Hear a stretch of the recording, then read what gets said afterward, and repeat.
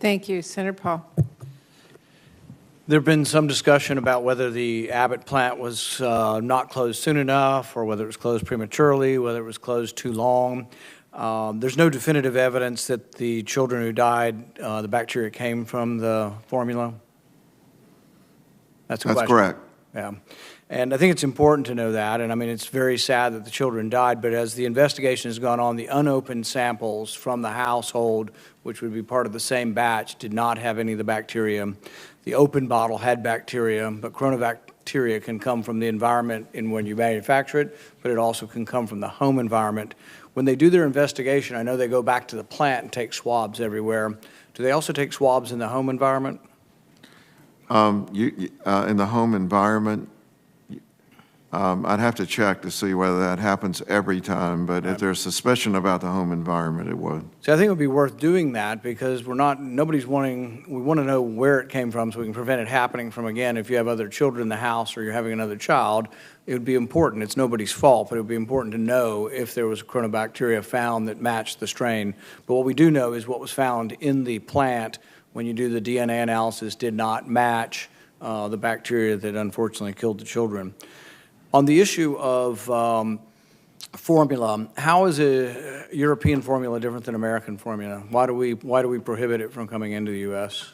We've never prohibited European formula from coming into the U.S., but we do have requirements that have arisen over time. There are 30 nutrients that need to be in a specified label and specified amount, and 10 that if they're too high are dangerous. So we just need to make sure that the requirements are met. Are we waiving? We've been importing, by the way, the American manufacturers that we talk about have plants in Europe and Mexico that have been importing all along. Are we waiving any of the requirements to try to fix the shortage?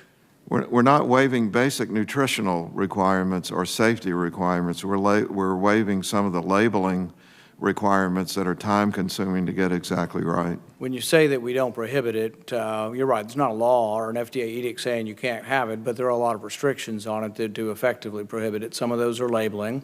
So we are waiving the labeling things. Do you think it may be a good idea to maybe permanently get rid of some of these labeling requirements that are keeping European or Japanese formula out of our market? Well, I disagree that that's what's keeping them out of the market, but we'll continue to look at the labeling to make sure it's leading to safety. Remember that an error in mixing up the formula can be devastating to an infant. Yeah, but I think Europe has those same concerns too, so does Japan, and I think this gets back to the basic question of whether we trust, international standards on things or whether we don't. And I think it is part of it. If you're loosening the labeling requirements now to get more in, then the labeling requirements, obviously, you believe are limiting it. So by loosening them, you're expecting that you'll get more formula.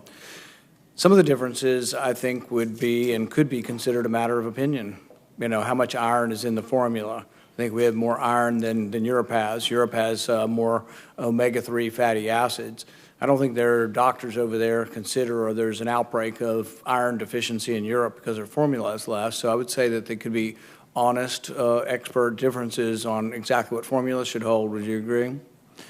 Yes, Dr. Paul. I mean, I'm a huge advocate of global coordination for basically the reason you gave. We're all human beings. The diseases we have don't know borders. And where the requirement is good, we should take it into account. Right. And of course, the availability of cloud computing and internet makes it possible to do this in real time, but we're not there yet. Right. Well, I would venture to say we are there. I mean, I think that part of what you're going to do is try to evade the rules that have restricted the flow of foreign formula in. It also would serve to have more competition. If you do have a problem, I'm not so sure whether the Abbott plant should have been shut down for so long. But the thing is, if you had more foreign formula flowing in, and I think that there's nothing wrong with the European formula. There's probably nothing wrong with the Japanese. There's probably nothing wrong with the New Zealand. So there does need to be more coordination. I don't think it's like, oh, we got to wait till sometime in the future. I think right now it's completely safe, and people ought to get the choice of where they buy it from. We've proposed legislation that would get rid of tariffs also. There's a 17% tariff on it. I think the agreement between Mexico and Canada and the United States that was signed in the previous administration put an extra tariff on Canadian formula and Mexican formula. So those are economic barriers to it, and we got to look at the whole picture. Closing down Abbott, I think, probably too long, since there's no proof that the deaths actually were related to Abbott. And sort of, I think, the overreaction in some ways to the link and not really following the science has led to a lot of this. But I think also the economic barriers of tariffs, but also I think the overly zealous regulatory environment as far as what goes into it. Nobody wants dangerous formula, but nobody also believes that the European Union is like, delivering millions of babies in Europe dangerous formula. And so I think there does need to be more international acceptance of things, and I think you're doing some of that. And I commend you for doing it, but you're evading your own regulations right now, which is good, because I think some of your regulations don't make any sense. And so I think we should, by legislation, address, the needs of formula and see where there's a dispute. I'll bet you we could bring in a whole panel of scientists that agree that the European formula is just as good as ours or better, and it would be a dispute. And there are probably hundreds of papers written back and forth over what the level of iron should be. So I don't think there's any ironclad truth. It's another reason why we shouldn't have anyone dispensing what truth is, because truth is debatable, and people look back and forth and actually have opinions as to what the truth is. And I think we need to be more open-minded as far as this goes. But I do commend you for trying to get outside the regulations to get more formula in. But I think we have to look at whether or not it was an appropriate length of time that Abbott was closed down, given that the evidence does not definitively say that the bacteria came from the plant. Thank you. Madam Chair, can I make 2 quick points? Yes. On that?